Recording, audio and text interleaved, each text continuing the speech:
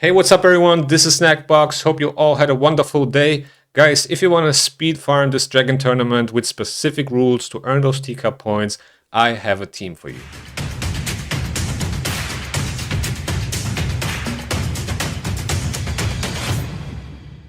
Before we start, make sure to like and subscribe. And now let's get back to the video. So let me show you the team that I used, and I'm pretty much using a poison explosion team. I use a Mifrella in lead position for the accuracy aura. I have Savior here to activate the poisons, Cavalax for poisons, Bad Elf for poisons, and Kaimar to reset.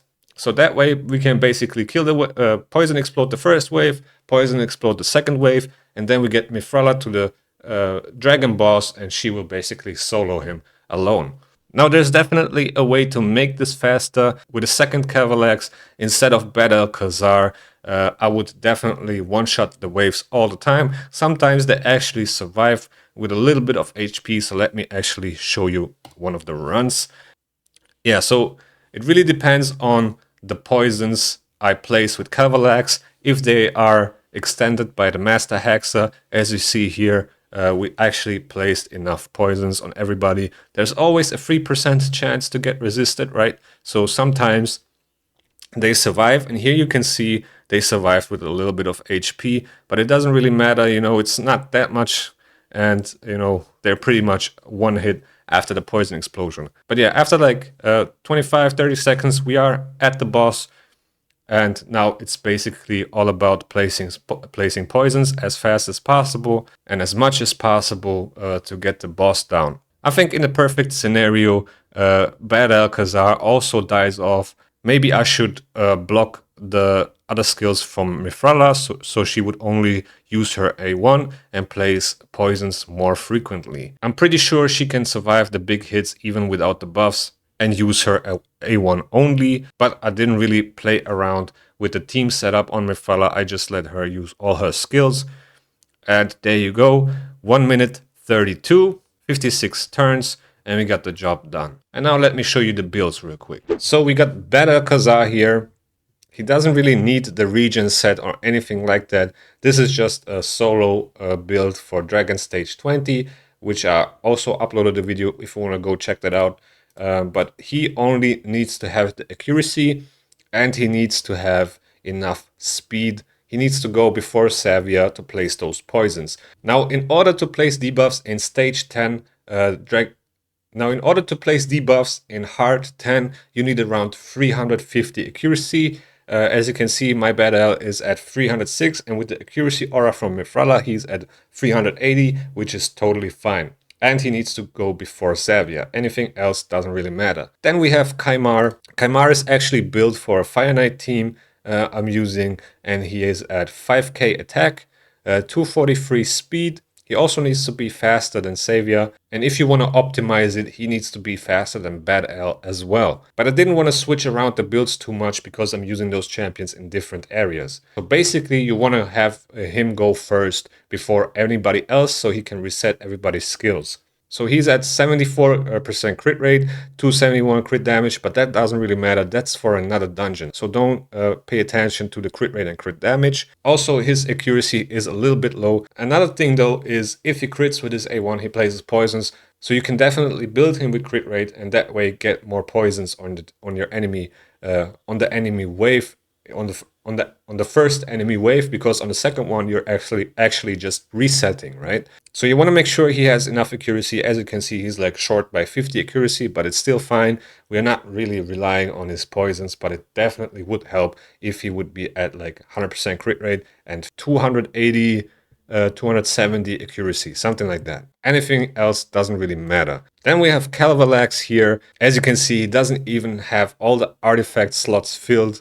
All we care about is his accuracy, because all he's there for is to place those poisons from his passive.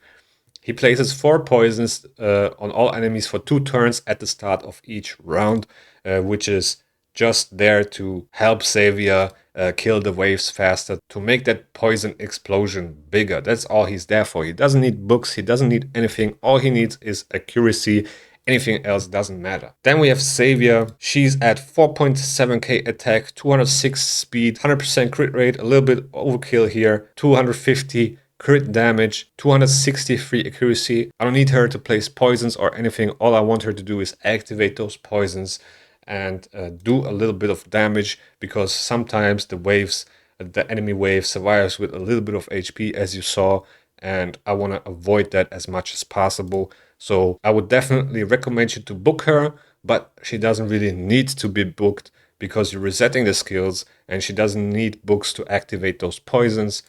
She only needs the books if you want to push the damage a little bit. But other than that, she doesn't really need anything. I went with Helm Smasher for her just to push her damage if it procs. And overall, she got like a seer type mastery build. And then we have Mifrala here. She's in a region Defiant set with pinpoint. The pinpoint doesn't really matter. It's just there for a little bit more extra speed and accuracy. And these are her stats: 80k HP, 4.4k defense, 256 speed, 301 resistance, 444 accuracy, which is more than enough to place debuffs, and more than enough resistance to resist debuffs. I got this relic on her just to push the defense a little bit more, but this is honestly for the event dungeon. This build is technically just for the event dungeon. This was not really optimized for the Dragon Stage 10, but it works as well here. I have her completely booked. I have Brimstone on her just to speed things up a little bit, and these are her masteries. I could probably go with War Master if I wanted to make this faster, but who cares? I'm not gonna spend more gems than I have to if it still works. Now I'm gonna remove this from Bad Elf, and that way I can reset his skill and get the poisons back faster. Let me show you the team setup. So here you can see I have Mifrala opening with the A1. I'm gonna do that as well here.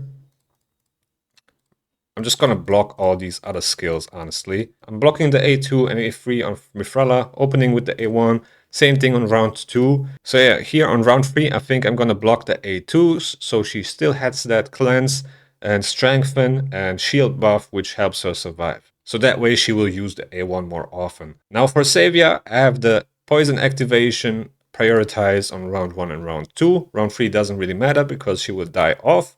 Cavalex also doesn't matter. He will just place the poisons with his passive every time the round starts. And then Battle Khazar always prioritizes his A2, so you don't really have to put the settings in here. He will prioritize the skill anyway. And then we don't want Kaimar to use the Seal of Magic in the first round, so definitely block it in case the first wave does survive the poison explosion for some reason. You want to open up with the A1. In round 2, you want to open up with the Seal of Magic, the cooldown reset, which he does anyway, but just to make sure, put this as the opener, and then round 3 doesn't matter. So let's see how that works now. One more run, and we got the poisons down. We follow with the A1. A1 from Kaimar, poisons from Bad L, and poison explosion. Now same thing again, somebody resisted, Venus resisted one of the poisons from Calvalax, but I think it should be still fine. Yeah, so they survived with a little bit of HP, but that we're gonna fix that in a second. So 23 seconds until we get to the boss, and now most of those guys should die off in a second. But we're actually doing a great job here. We got the dragon down to like 50% HP already, and we're 50 seconds in. Maybe if we open up with the A1 in round 3, it would be faster because everybody would die off faster. But yeah, here you go. 1 minute and 12 seconds. Honestly, this is fast enough for me. Nothing to complain about. So yeah guys, that's pretty much it for this video. I just wanted to give you an idea on how to speed farm this dungeon for this specific tournament where only specific factions are allowed. And I hope you learned something. I hope I sparked some ideas. And with that being said, thank you guys for watching. I hope you enjoyed, and see you in the next one.